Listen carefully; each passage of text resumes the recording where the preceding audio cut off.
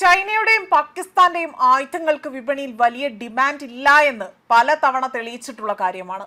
പല രാജ്യങ്ങളും ഈ രണ്ട് രാജ്യങ്ങളുടെ ആയുധങ്ങൾ വാങ്ങി പരീക്ഷിക്കുകയും ഒടുവിൽ പണി കിട്ടിയ ചരിത്രം വരെ ഉണ്ടായിട്ടുണ്ട്. ഒടുവിൽ ഇപ്പോൾ പാകിസ്ഥാനും ചൈനയും സംയുക്തമായി നിർമ്മിച്ച യുദ്ധവിമാനങ്ങൾ വാങ്ങി കൂടുതൽ പ്രതിസന്ധിയിലായിരിക്കുകയാണ് നൈജീരിയ. J-17 തണ്ടർ യുദ്ധവിമാനങ്ങളാണ് അവർ വാങ്ങിയത്.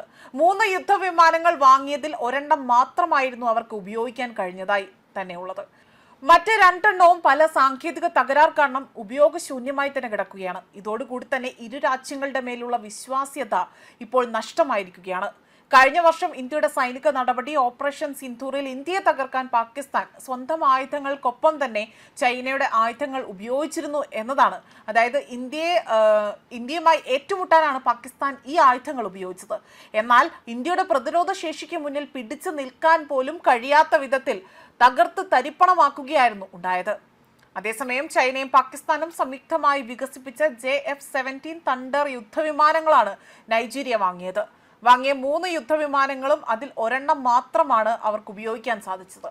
2021 J-17 തണ്ടർ യുദ്ധവിമാനങ്ങൾ നൈജീരിയ വ്യോമസേനയുടെ ഭാഗമാക്കിയത്.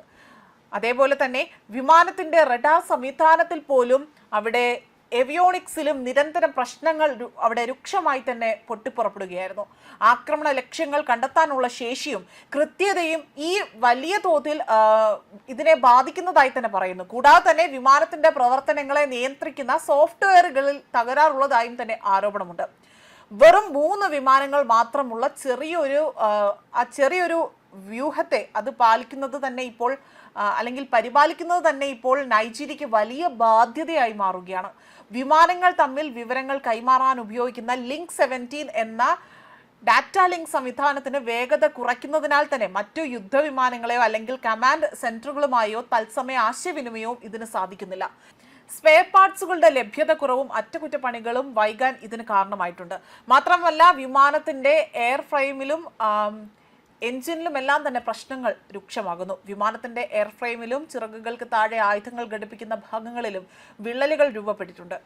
അതുപോലെ തന്നെ കുറഞ്ഞ സമയം മാത്രം അവിടെ പറത്തിയ വിമാനങ്ങളിൽ ഇത്തരത്തിൽ ഘടനാപരമായ തകർച്ചയുണ്ട് എന്ന് തന്നെയാണ് നൈജീരിയയെ വലിയ ആശങ്കയിലാഴ്ത്തുന്ന മറ്റൊരു കാര്യം. മ്യാൻമർ, അസർബൈജാൻ തുടങ്ങിയ രാജ്യങ്ങളാണ് നൈജീരിയയ്ക്ക് പുറമെ തന്നെ ഈ യുദ്ധവിമാനങ്ങൾ ഉപയോഗിക്കുന്നതായി തന്നെ പറയപ്പെടുന്നത്. റഷ്യൻ നിർമ്മിത ക്ലിമോവ് RD-93 എഞ്ചിനുകളുടെ വിശ്വാസ്യതയില്ലായ്മയും വിമാനങ്ങൾ നിലത്തിറക്കാൻ അതിന് കാരണമായിട്ടുണ്ട്. പാശ്ചാത്യ രാജ്യങ്ങളിലെ വില കൂടിയ യുദ്ധവിമാനങ്ങൾക്ക് പകരമായി കുറഞ്ഞ ചിലവിൽ ലഭ്യമാകുന്ന വിമാനം എന്ന നിലയ്ക്കായിരുന്നു J-17 ആഗോള വിപണിയിൽ തന്നെ അതായത് ഇത്തരത്തിൽ ഈ വിമാനം J-17 ആഗോള വിപണിയെ തന്നെ പിടിച്ചുലച്ചുകൊണ്ട് അത് അവതരിപ്പിക്കപ്പെടുന്നത്. എന്നാൽ നൈജീരിയ നേരിടുന്ന ഈ പ്രതിസന്ധിക്ക് J-17 വിമാനങ്ങളുടെ അതായത് ഇത്തരം ഒരു വിശ്വാസ്യത കുറവ് അന്താരാഷ്ട്ര തലത്തിൽ പോലും ചോദ്യങ്ങൾ ഉയർത്താൻ കാരണമായതായി തന്നെയാണ് പറയപ്പെടുന്നത്. ന്യൂസ് ഡെസ്ക് കർമ്മ ന്യൂസ്.